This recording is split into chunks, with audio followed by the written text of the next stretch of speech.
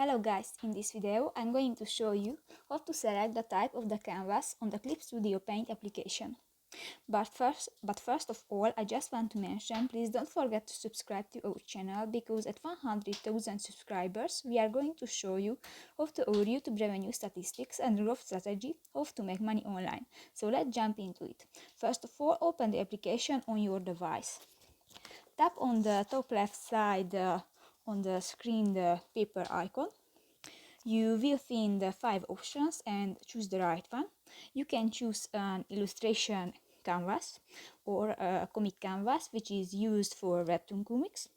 And you have two types of comic canvas, which are used for traditional comics and manga.